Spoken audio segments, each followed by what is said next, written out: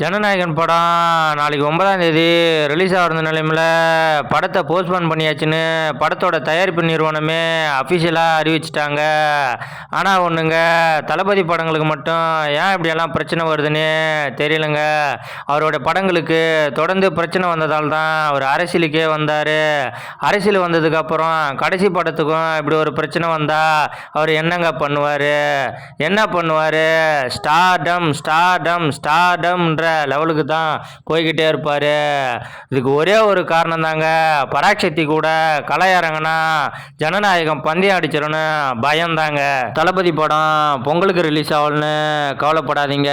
தளபதி படம் என்னைக்கு ரிலீஸ் ஆகுதோ அன்னைக்கு தான் பொங்கல், தீபாவளி.